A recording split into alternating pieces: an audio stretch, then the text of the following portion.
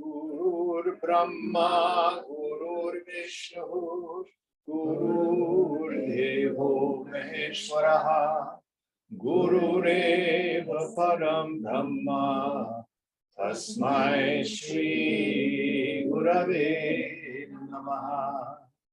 Chinmayam Yati Yat Sarvam Trailokyam Sacharacharam Tat Padam Darshitam Yena Tasmai Shri Gurave Namaha. Tvameva Mata Chapita Tvameva Tvameva Bandhuscha Sakha Tvameva Tvameva Vidya Dravinam Tvameva Tvameva Sarvam Mama Deva Deva Tvameva Sarvam Mama Deva Deva.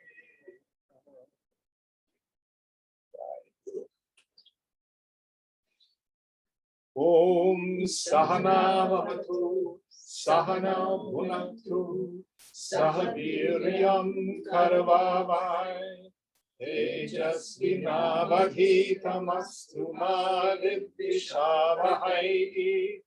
Om Shanti, Shanti, Shanti.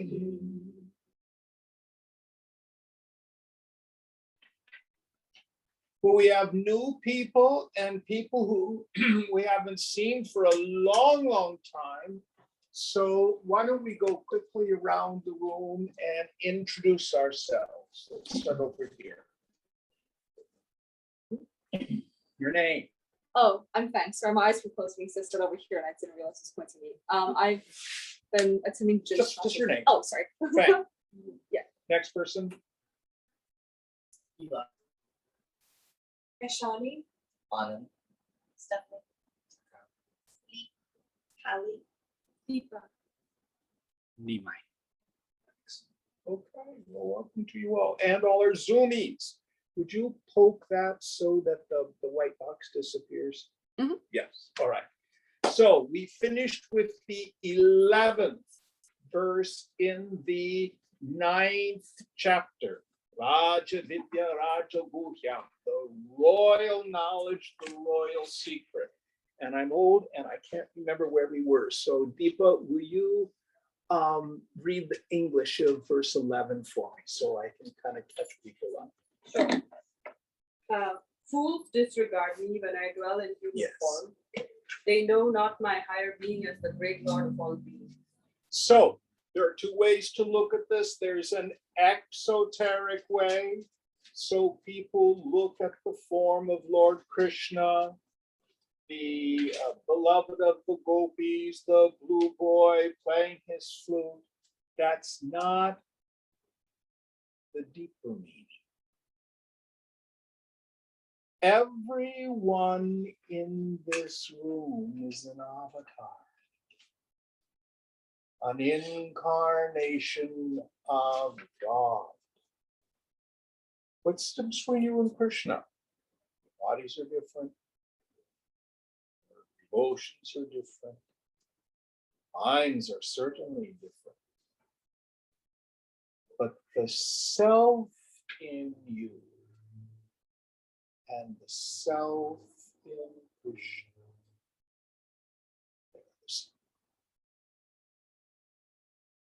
So what Krishna is implying here is when we look at one another, we disregard the Lord when we see him in human form. So I look at so-and-so and we may not like their politics and, oh, they're stupid. Or, oh, they believe in conspiracies. Or they're bleeding heart liberal. Or whatever your particular view of the other person is. So Krishna says we disregard guard him when he appears in human form, and we are foolish to do so. So there's a practice that's implied. Practice is when you look into someone's eyes, no matter who they are. Yes, they have a body. You know, like their body, you may like their body. They have a mind, you may like their mind, you may not like their mind. An intellect, they have thoughts, you may like their thoughts, you may not like their thoughts. But the being looking out of those eyes is God. Talk to that. Relate to that.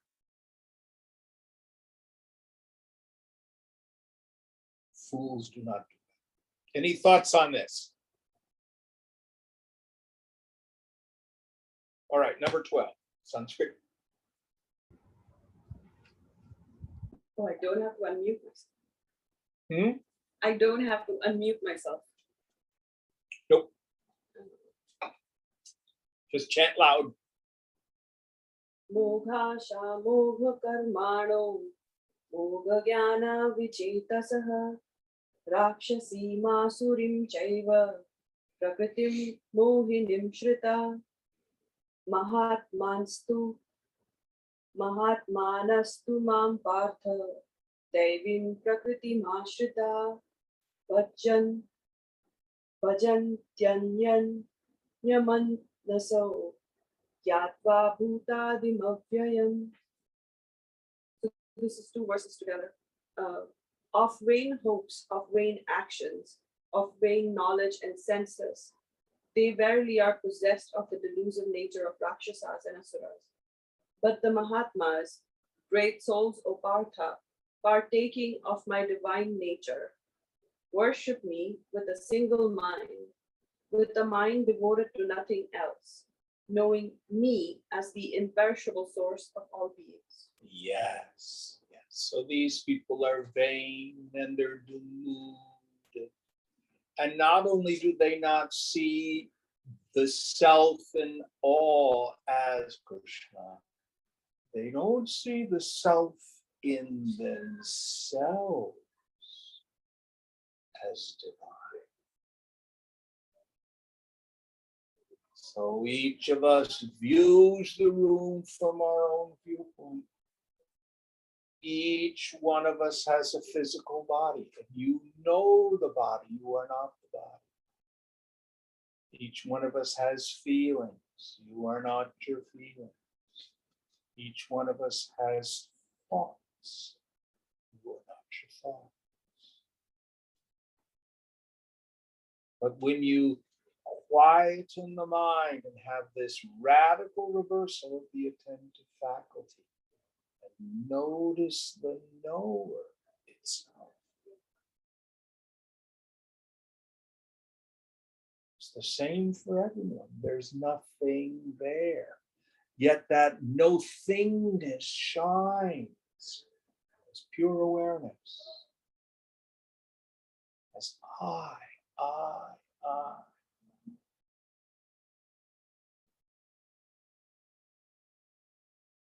You think you're a person, good person, bad person, male person, female person, tall person, short person, virtuous, not virtuous. All of it is a misidentification.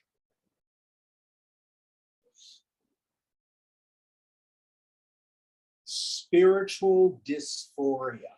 How about that one? Who you are is nirupaham, without any qualities. Achintyan, beyond any thinking at all. Chidakash, the space of pure awareness.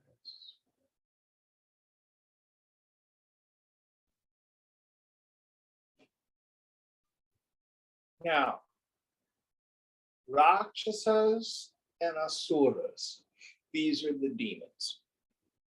Now, you can look at it again from an exoteric standpoint, that on the subtle planes do we have malevolent beings that get in the way of us humans?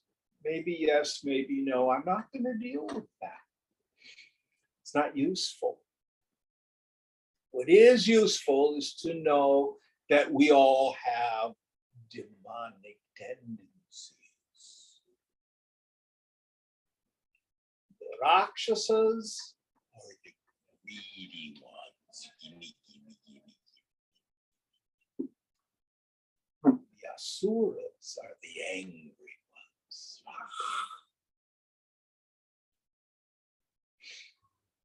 So when I'm identified with the body, or the body plus the personality, and I'm engaged in the ego's drives in life, I'll be happy when, it'll be better if, more, better, different. The end result is greed and anger. Don't believe me? What does it feel like to want something you don't have and you're not getting what you want? That's the demonic. Not a bad deal, just the human condition. But for the Mahatma, the great soul, Mahatma has learned this trick to let go.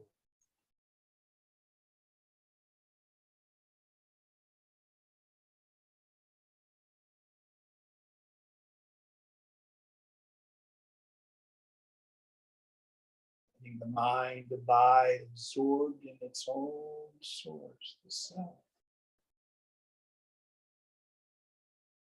Or for the devotional ones, absorbed in God, it's the same thing.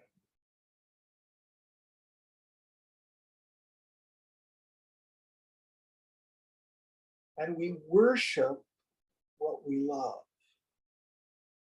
Many people think they are religious, when in fact they are idolaters in the worst sense of the word.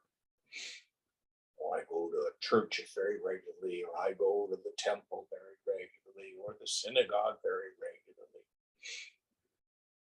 But I always say, take the word God, G-O-D,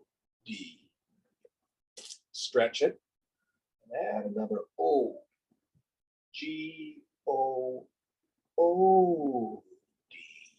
What is your good? You may go to church on Sunday, but is your good making a lot of money? Or is your good getting the approval of other people? What drives you? What drives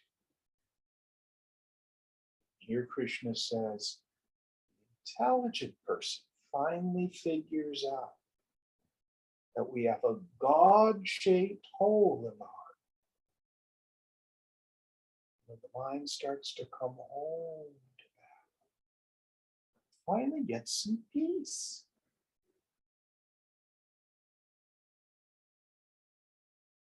And we worship what's real rather than these false deities, these false gods. Nothing wrong with being successful in the world, unless you worship it. If you do, knock yourself out.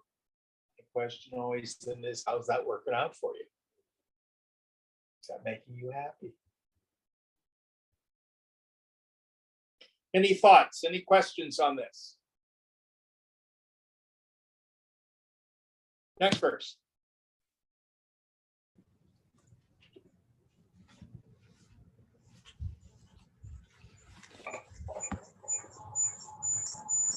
We're getting feedback. Oh Is no. it Deepa? Hang on, I think it was Deepa. Yeah. Sorry. Yeah, it was me. She habitually, when she starts to chant, she turns her thing on. Unmute. Yes, when I'm at home, yeah. Yeah.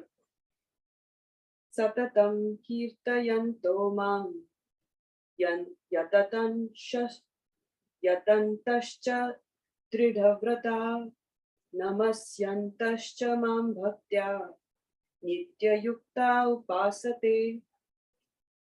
Always glorifying me, striving, firm in vows, prostrating before me, and always steadfast. They worship me with devotion. So let's pull this one apart. Again, there's an exoteric understanding. You think of the ISKCON people, the Hare Krishnas on street corners, chanting the name of the Lord. Going door to door, handing out tracts. That would be another form of that. That's the outer meaning of it. So let's pull each one of these things apart, see if we can find a deeper meaning. What's the first idea, Deepa? Always glorifying me. Yes. So here, the invitation is, you have a new employer. You don't work for Facebook or Google, you work for God. You have a new partner, a new boyfriend, a new girlfriend, a new whatever.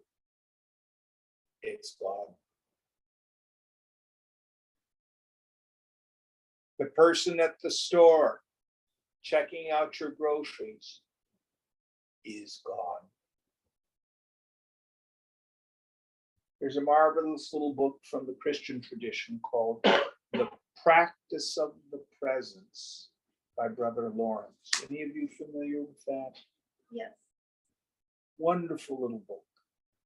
And Brother Lawrence's whole practice was, how would you walk through the world if the Master were right next to you? The Christian, you can think of if Jesus were right there. Or you can think of if Lord Krishna were right there, or if Swamiji were right there next to you. How would you be?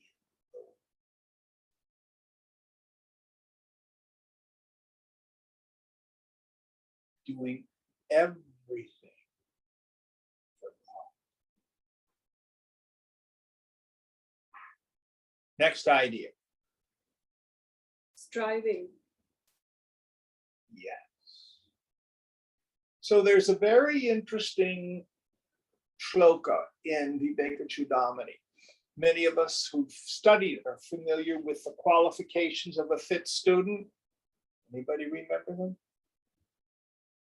First one, Viveka. Viveka, discrimination. Second one, Vairagya. Vairagya, dispassion. Third, Shama. Dharma. Shamadiguna, qualities of Shama, etc. Fourth, Mumukshutva, and there's one more. No, that's part of the Shamadiguna. After he's done the four, Shankara says, others say that bhakti alone is supreme. What's bhakti? Devotion, yes. Now, some of us may be intellectuals, rational people. I'm not standing on the street corner playing the tambourine. I'm not going to do it. I sing kirtan and I can't even sing on key, and it does nothing but make me feel terrible. This just doesn't work for me. So then Shankara says, but the constant attempt to live up to our real nature is also termed devotion.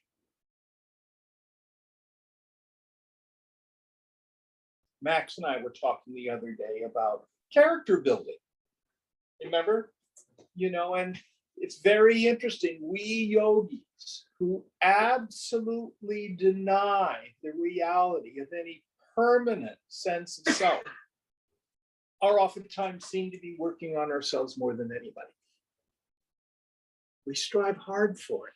We strive hard in our yoga. Shankara also says that a person raises themselves by themselves into the self. Yes, God's grace is a component, but armchair grace doesn't work. I'm just going to sit here, smoke a little weed, and I wait for grace to strike me enlightened. Not going to happen. Not going to happen. I had a very dear friend who used to say, God doesn't do windows. God can do anything, but if you want your windows washed, you got to either do them yourself or hire somebody. God doesn't do windows.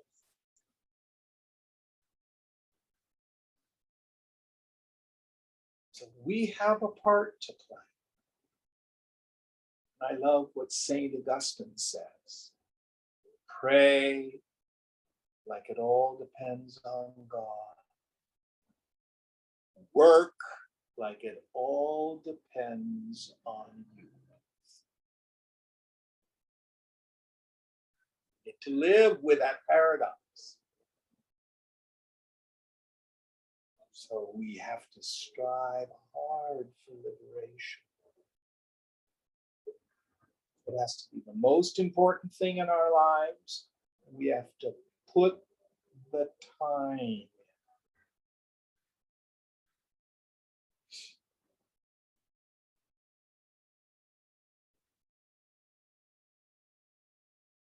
So something as simple as a relationship. Anybody here live with a partner and you get so busy that you never spend any time together? And then, you start to feel separate and the communication breaks down and maybe I'm not with the right person. Anybody have those ideas? Better not raise your hand if your partner's here.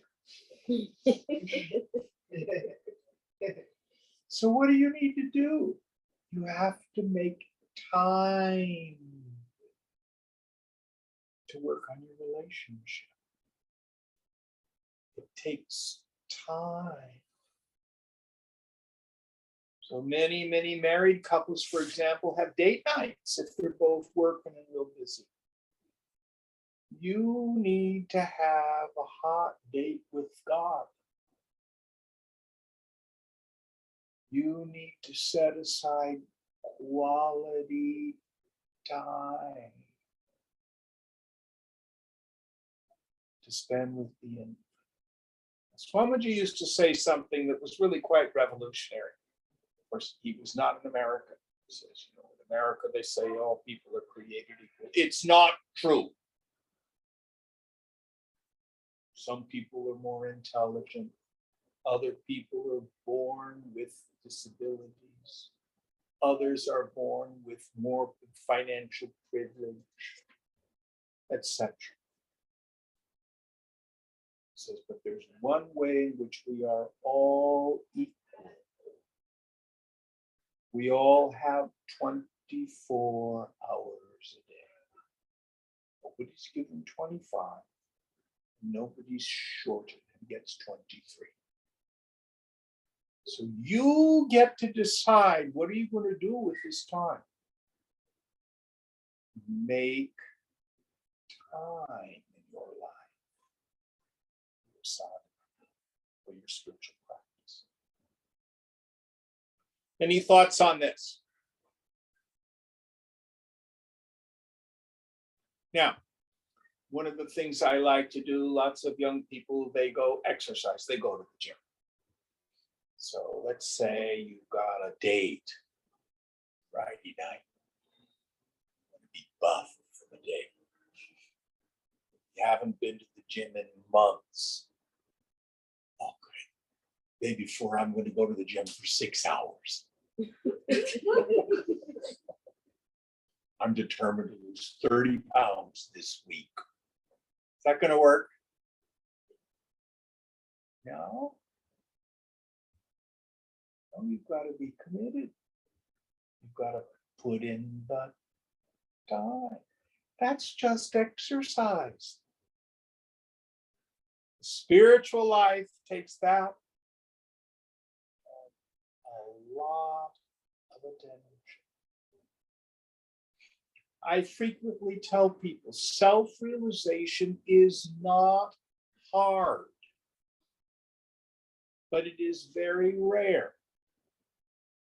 Krishna has already said, I think it's in this chapter where he said easy to perform.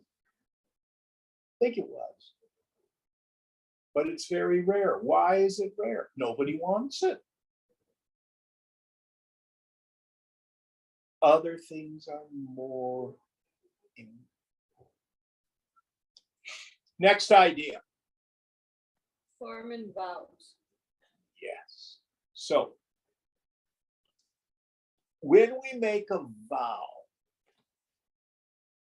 we set our minds to behave, to do, to think in a certain way.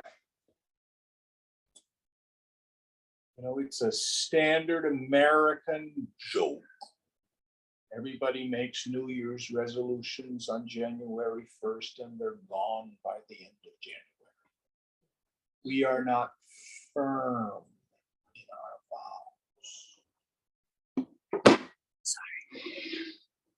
One of the things we say in AA, you know, as an alcoholic progresses in their disease, they don't adjust their life to meet their values. They change their values to meet their life. I'm never going to drink before 5 o'clock until I start drinking before 5 o'clock. Well, it's 5 o'clock someplace.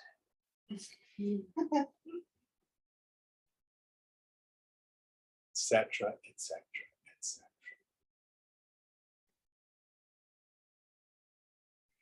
So what the yogi wants to do is to learn to have integrity, to be a person of their word. When we say we're going to do X, Y, and Z, we do X, Y, and Z. In the yamas and the niyamas in Raja Yoga, one of them is Satyam. Anybody know what Satyam means? True. It's truthfulness, but it also means integrity, authenticity. It's a very rich word. Coming out is a kind of Satyam.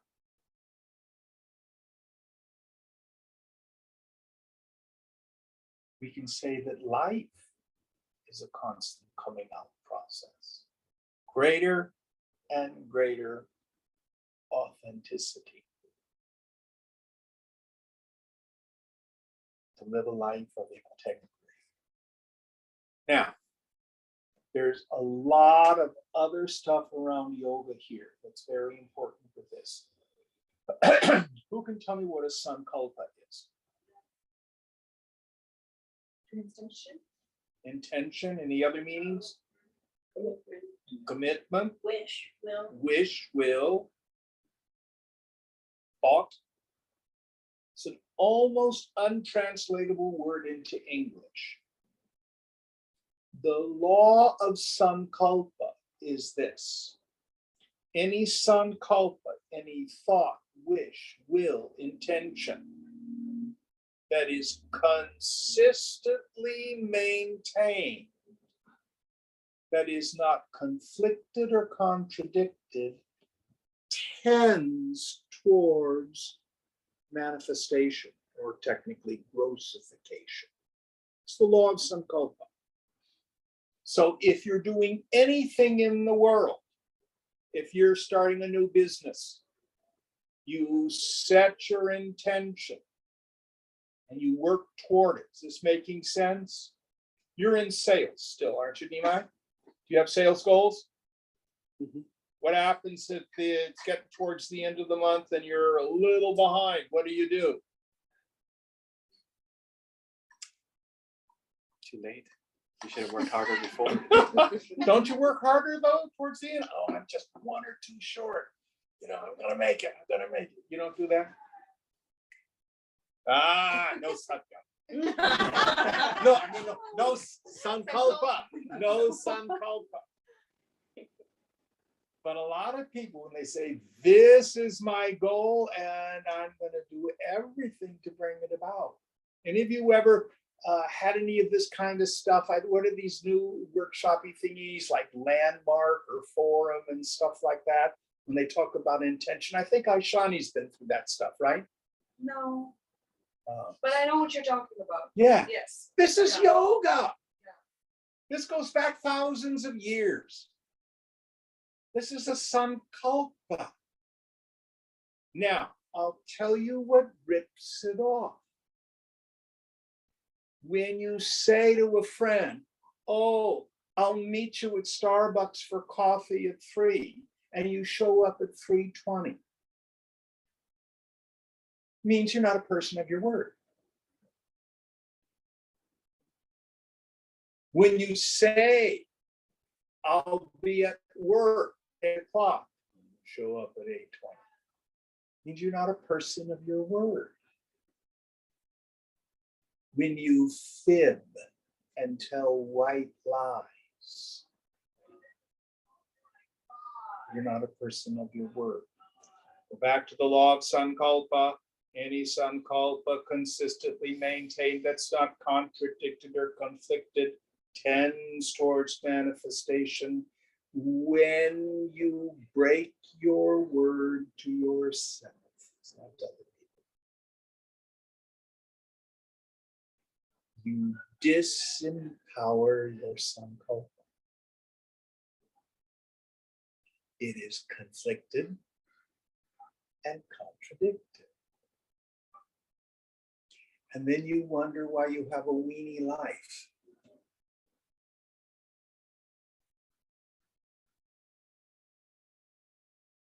So a yogi is firm in vows. We work hard to have integrity, to show up in the world as a person of the word. Any thoughts on this? Yeah. Just the integrity part and living up to what you say. For me, historically, it's been very difficult because I tend to overestimate. So the thought I have is there's also an aspect of taking it slow and working up to a point where you can have stronger integrity. So, like, Or more realistic expectations. So I was just thinking, like, if you pitch a baseball, someone can throw it very well and have good form, but it takes a sort of different quality and a lot of practice to be able to say, I'm going to throw this ball right there at that exact spot. Well, that gives me another slogan I like. Anything worth doing is worth doing badly. Because if it's really hard and really worthwhile, you're not going to be very good at it at the beginning. And perfectionism is the enemy of success. Because you got to be willing to practice throwing the ball. But that's you're close to the idea. But what does it feel like for you to set a really high expectation for yourself and then you don't need it? What goes on in your head?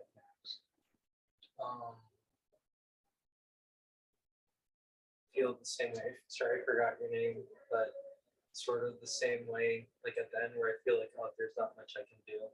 I feel very disappointed. Yes, it rips off your energy. So you want to be careful about what you promise to people. I was on the phone. I have a student who's going to be flying in from New York for like 6-7 days. And he wants to spend a couple hours with me every day. So I'm going through the calendar, and there's a slot. I don't know if I'm going to be available in that spot. There's a couple other things that are moving. I don't make a false promise. I say, I can't give you a time on this day. Let's wait till we get closer to it and nail down a time. Do you see the difference? But see, a lot of times we promise things to other people because we don't want to disappoint them. We want their approval. We want people please. Have you ever done that? Doesn't work. It's much worse to say you're going to do something a lot of that. Play with this. Play with really working, doing what you say and saying what you do. Align your sankalpa, your mental intention. Speech is just part of it, with your actions. How about when you set a sankalpa of may the best happen that the universe wants, right? That's the best of all sankalpas is surrender. Right. You got it. But the difference, the whole science of Tantra, Tantra. Ooh, I'm going to go to a Tantra workshop. We're going to rub each other with oil, do eye gazing. That's not Tantra. Not it. The Tantras are other scriptures other than the Vedas. But as a science of Tantra, both Vedanta, the science based on the Vedas, and the Tantra essentially say, oh, this world is like a dream. In the Tantric tradition, they basically say it doesn't have to be a nightmare. Anybody here taken a Vipassana retreat where they do the metta meditation at the end? Who over here said yes? What's the metta meditation? I don't remember the exact phrasing, but it's loving compassion meditation where you're wishing compassion and love to the world. May all beings be happy, may all beings be free, may all beings be peaceful, something like that, isn't it? Yeah. Why do they do it? Well, they say that it's like healing the wound from the surgery that you just did over the last 8 days, but effectively you're trying to. It's Tantra, is what it is. Do you get that? Do you get that? It's an intention. Your mind has been slowed down by the Vipassana. Because the most powerful sankalpa is done with the most peaceful, the most quiet mind. It's not about Cadillac. That's like a psychic isometric. You're setting one part of your mind against another part of your mind. If you do a little reading about Tibetan Buddhism is a tantric Buddhism. All these rituals they do for the benefit of the world. Why do they do them? Because it works. The world's a little bit screwy, but it could be a whole lot screwier if those lamas haven't been doing what they're doing. But the yogi, Krishna will say this in Gita. He says, this knowledge will make you master of this world and the beyond.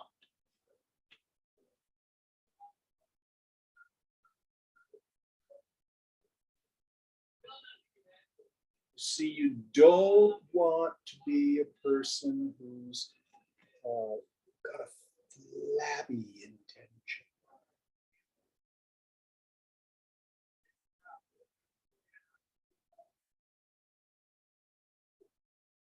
Any thoughts on this?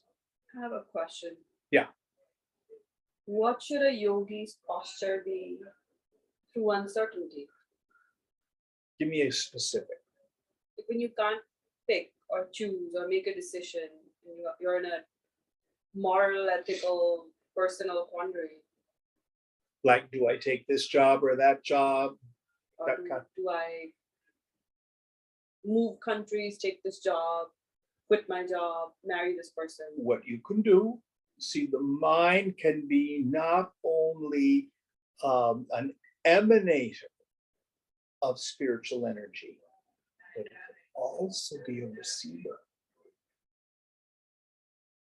So rather than tuning your mental radio to KFEAR, Kfear, you want to tune it to KGOD, KGOD. So you can sit in meditation and say, okay, God, I'm willing. Rather than thinking about this is what I want, what's going to make me happy, I would suggest, okay, God, where do you want me? How can I serve your holy people? How can I be of best use? Let go of the result. And you wait and you trust your intuition. That makes sense? Mhm.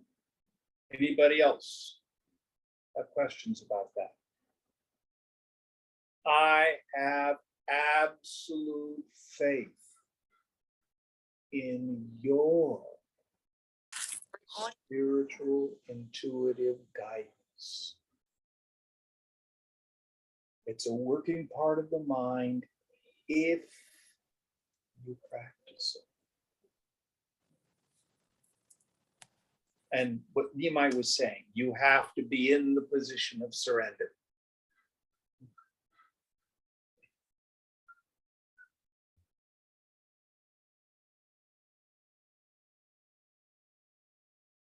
All right, firm and vows, very important. This doesn't necessarily mean, oh, they want me to be a celibate. It doesn't mean that. It can if that's what you're drawn to be. But it's much deeper and much, much richer.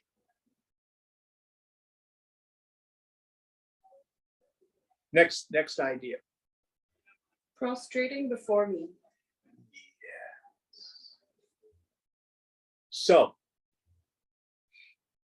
in the Christian tradition, there was a dude, I think he's 4th or 5th century in Greece.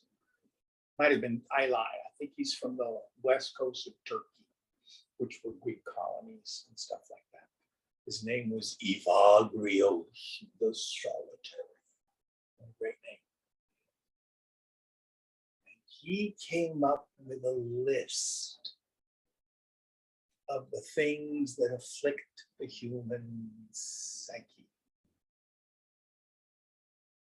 They are known as the 7 deadly sins. Who's heard of those? What's the first one? Right.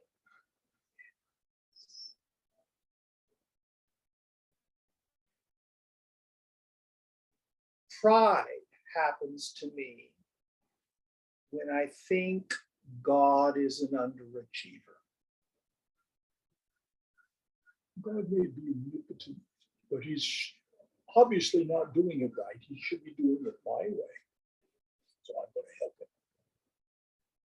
I'm going to get in there and muck with the world and try to control and force situations rather than be open to what's going on. Listening. Pride has 2 forms. When ego comes in and it constantly wants to say, I'm just a little bit better, or maybe a lot better than other people. Or the other form of pride. I'm the piece of shit that the world revolves around. Nobody is as bad as I. Nobody has the issues I do. If you had my childhood, you'd be a mess too. You see, they're both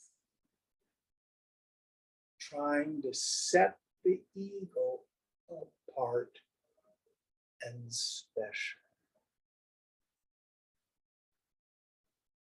The place the ego can't stand is to be a worker among workers, a fellow among fellows, part of the human condition. I was reading online once about an interview with a Westerner who was traveling with the Dalai Lama a lot. And the interviewer said, well, what's he like?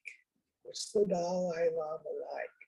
And the fellow was quiet for a moment and said, he's always the smallest person in the room. No agenda.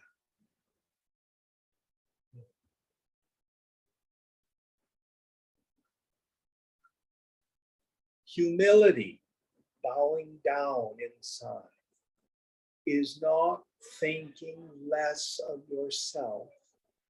It's thinking of yourself less.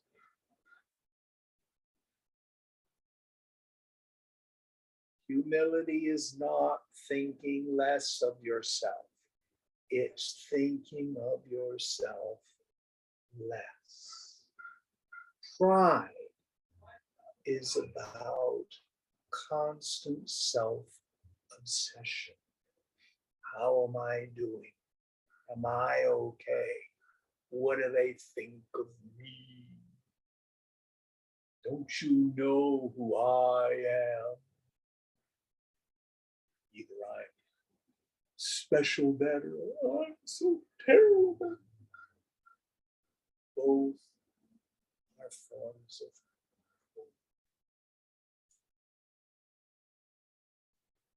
pride goeth before a fall. It's a regular old-timey slogan.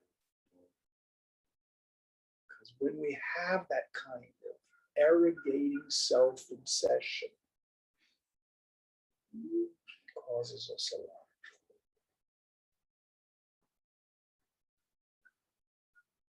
Any thoughts on this? I have a question. Yeah. What about inferiority complexes? That's pride.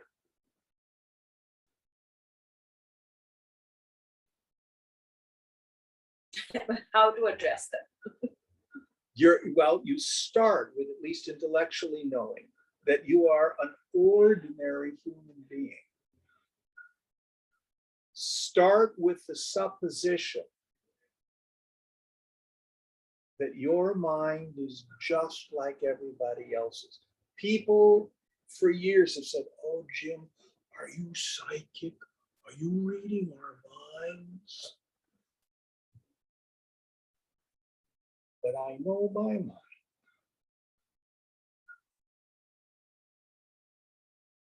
And if you know your own mind, you know everybody else's mind. A lot of garbage, isn't it? Don't take it seriously. But mind is just mind. So if you're caught up in low self-esteem, it means you're comparing yourself to others rather than feeling connected with others. Now, efforts to improve self-esteem by, I'm okay, what was this guy, the character on Saturday Night Live who looked in the mirror and said, gosh darn, I'm okay? Al Franken played that character. Some of you, it must be too far out. Anyway, never mind. You get rid of it all, first of all, by doing esteemable actions. Changing behavior is a good place to start. But the other thing is self-forgetting, this small self. Put your attention on serving other people. Put your attention on the task at hand. When I was performing as a musician, and Anand, maybe you've been through this. If your mind is on what does the audience think about my music, the one place it's not is on the music. This making sense? Mm-hmm. Now, if you've been shit programmed as a kid, it's a lot of stuff to overcome. If that's been a constant message you got as a kid, you're not very good, you're not worthwhile in some way. We have a mental health professional. Do you have anything you want to add to this? No, not necessarily. But the main thing is, if you try to fix low self-esteem by being focused on yourself, it's like, I want you to stop being so self-centered. Really watch yourself to see if you're self-centered. That's crazy if you think of it. Because the very act is self-centered. How do you get out of it? Other center of the mind. The classic thing they have, and you've all heard me say this in class. Now don't think about the elephant. Now don't think about its long trunk. Now don't think about its massive tusks. Now don't think about its big ears. You're not successful in not thinking about the elephant. Now don't think about yourself. Don't think about how terrible you are.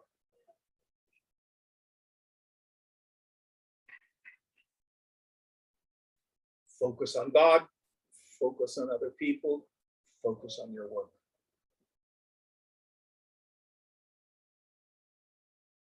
All right. Did we finish that verse? There's a couple more. Okay. Always steadfast. Yes.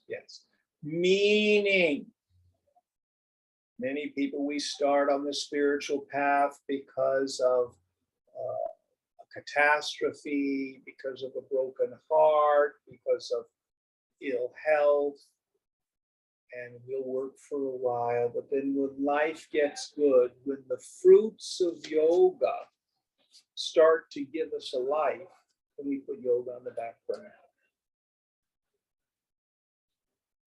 So we want to be earnest, steadfast. I'm the first to tell you, I am a crappy yogi. I've made all the mistakes, and you could possibly make many, many times over, but I have kept at it for 45 years. Steadfast. Next idea. They worship me with devotion. So worshiping the self, what we call prema. Prema means divine, the love for God, to warm the heart. So your yoga is not just from the neck up. Oh, I don't feel very devotional. I don't pray, Jim. Start by just saying the words. See what happens. All right, next verse.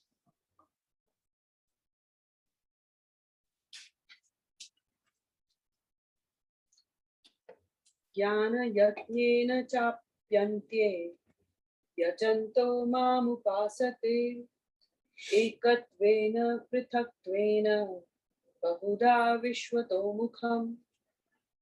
Others also, offering the wisdom sacrifice, worship me, regarding me as one, as distinct, as manifold, me who in all forms faces everywhere.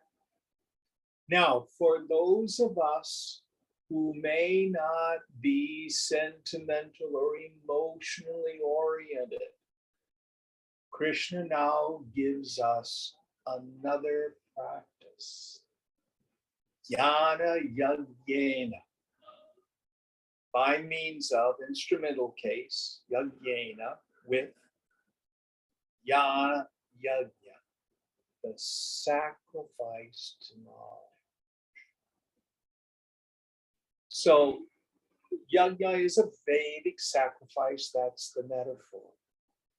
But it means exactly what we're doing tonight. So the camps that Swamiji would do all over the world, 10 days, 2 weeks, a month, 6 weeks, 40 years he did them. What he called them were jnana yajnas, these sacrifices to knowledge.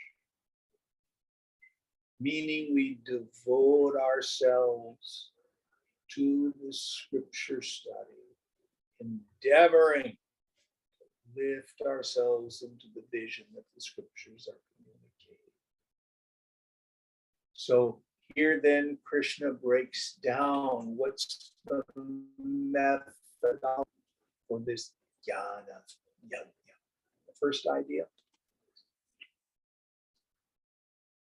Others also, offering the wisdom sacrifice, worship me, regarding me as one.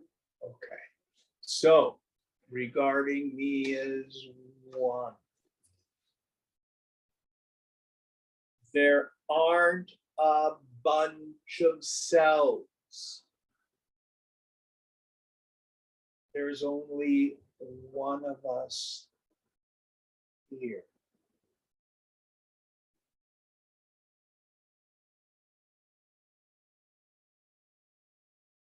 Here, what's implied is the breaking apart, what we call the exegesis. The very famous saying, Tattvamasi. You can tell me what Tattvamasi means. You are that. So we look at the human being and we look at the macrocosmic, the universal. You have a physical body. We can say God has a physical body. It's the entire creation, everything. You have a subtle body, your thoughts and feelings. God has a subtle body. We call it the total mind, the mind of God. All the thoughts and feelings that have ever been thought, that ever will be thought, and the potentiality for anything that can be thoughted. Total mind. You have a causal body, your unconscious tendencies, what we call your vasanas. There's a macrocosmic causal body. Ishvara. Ishvara we usually translate as the Lord. It means he who wishes, he who wills, he who intends. It is what was there that set in motion the Big Bang. What is causing creation to manifest right now? We call that Ishvara, the Lord. But the self in you, the witnessing consciousness, is separate from the physical body, separate from the subtle body, separate from the causal body. You experience it as I, pure. The ground of being of the whole creation. Brahman. Upanishads thunder. Prajnanam Brahma. Brahman is consciousness. So that witnessing consciousness in you and that ground of being, substratum for the whole universe, they are the same. There's only one of us here. Self in you is the self in one. Next idea. As distinct. Yes. So, even though consciousness pervades the creation, we have what we have in Gita called the relationless relationship, the asparsha yoga. Let's go to our direct experience. Without me as the life principle, the body cannot act, the mind cannot feel, the intellect cannot think. But I am distinct from the body, mind, intellect. There's always a subject object relationship.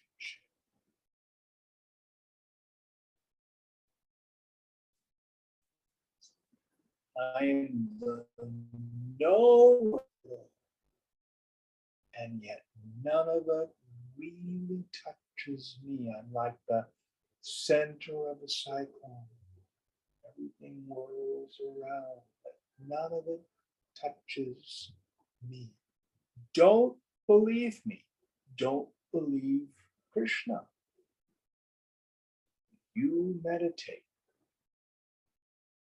You take on the viewpoint of the witness, Sakshi Bhava. See whether or not you change when the body, mind, intellect changes. Krishna says, actually, you are distinct from the phenomena. Next idea. As manifold. So, I'm distinct from this world of objects, emotions, and thought, but where do the objects, emotions, and thoughts come from? This becomes easy to understand again if we go to the dream state. I like to say you are the god of your dream.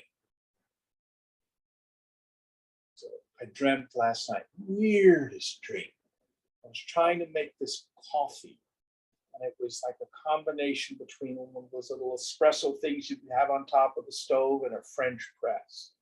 And I set it on the stove, and I went away. I was in a hotel someplace. When I came back, this person had drunk my coffee. I was really annoyed. So I made another, put it up there again, and then went away and came back. They did it again. I was really annoyed. So the hotel, the stove, the espresso machine, my body, my feelings being irritated and angry, they were all made up by mind. It was my mind appearing as manifold elements of the dream. This is no different, except you as an ego are not doing the dreaming. All of this is nothing but consciousness appearing as a world of name and form. This is why, going back to the earlier verse, this whole law of Sankalpa works. You're participating in a process. This world is not solid material out there. It's just vibration held together by thought.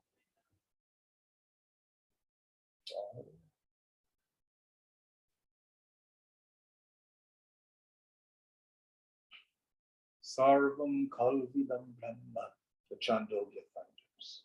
All this is verily God. The manifold is divine truth. Next idea.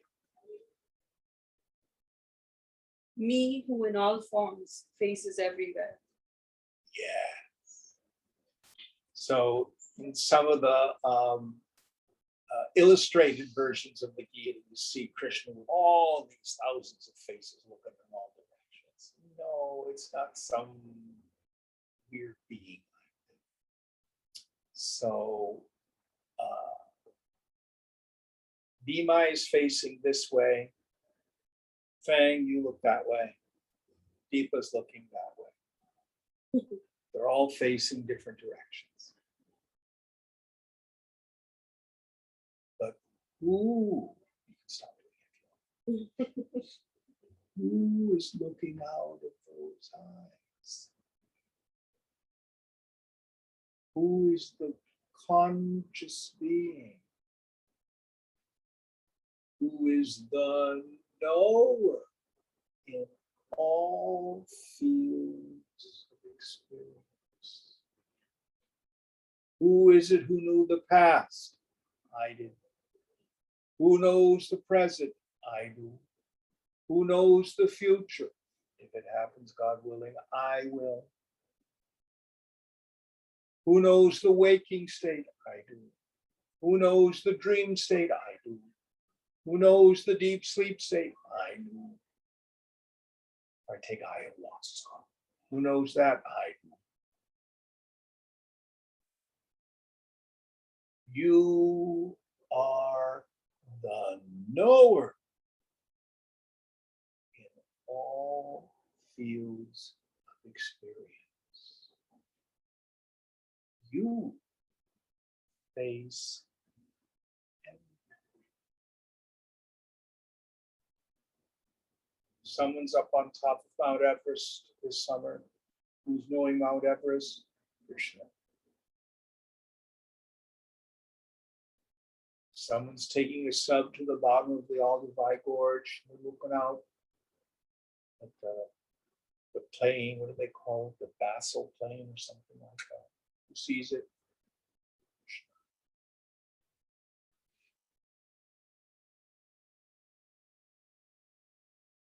So that's what it means that he faces everywhere. He is the consciousness in all things, not just people. It's the worms and the germs and the frogs and the dogs as well. Next idea. That's it. All right. That's a good place to start. What's the next verse? What number? 16. 60. Do we have any thoughts or questions before we end? I have a question. Yes. It's easier to see God in the eyes of someone you love. But it's with folks who hurt you that it's very easy to forget that. Do you have any advice for folks you're struggling with? First of all, what is it that gets hurt? The sense of I. Now, the easiest technique is this. I'm going to say some things to you. How did that make you feel?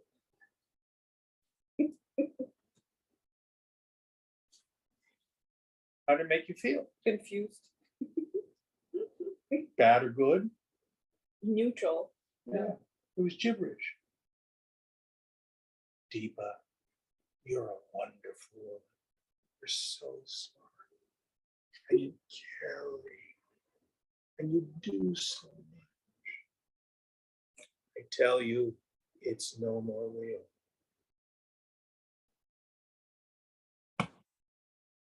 You're terrible. You're ugly. You can't accomplish anything. You're stupid. That's not real. So the only way to get out from under this permanently, Shankara says we need to have a mind like a wicker basket with water poured into it. You take a wicker basket and you pour water into it, it just runs out. Like when you're taking your spaghetti, you hold the colander. So whatever comes at you, don't let it land on your ego. Now, where we get identified is almost always on the positive side. Everybody is more than willing to try to renounce the terrible things that people have said to us. Why is it so hard? Because I'm so identified with the positive things people say to me. You see that? I have to give them both. So if someone compliments you, you're polite. You say thank you very much. And don't believe a word of it. And when, not if, they say something unkind, don't believe a word of it either. And what do? Check out yourself. Is the self nice? No. Is the self mean? No. Is the self pretty? No. Is the self ugly? No. Is the self smart? No. Is the self stupid? No. What is yourself? Chidananda Rupa Shivoham Shivoham.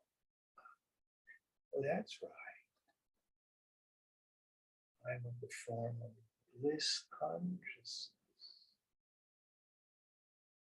I'm Shiva.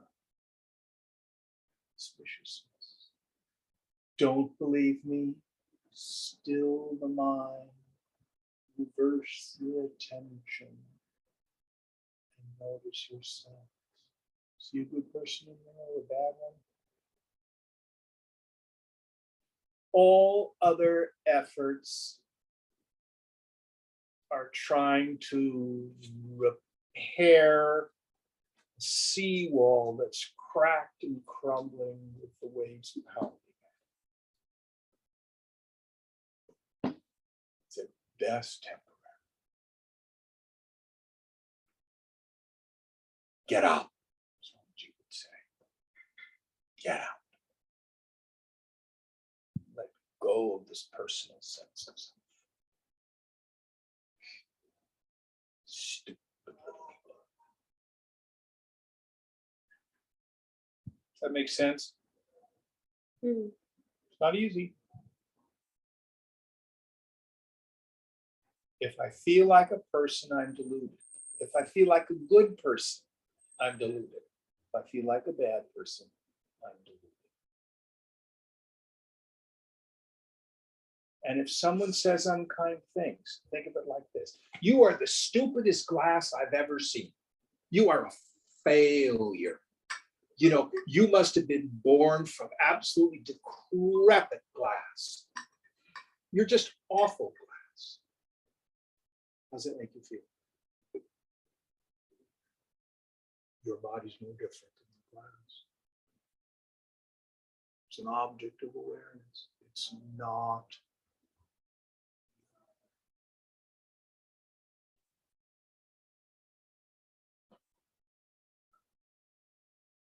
Useful. We forget. Once we're identified, once I think I'm a person, Krishna talked about it. And I have the mind of the Rakshasas and the Asuras, and I'm confined to a hell.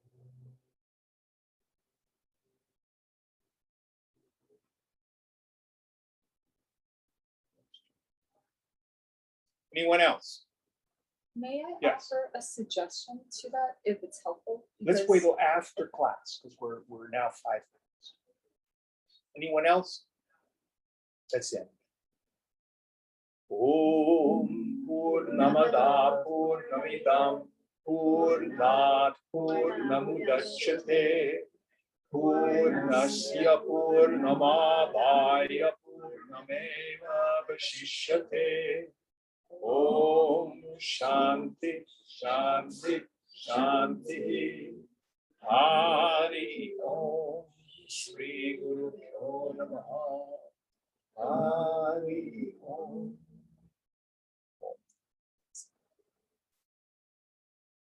Thank you all in Zoom land.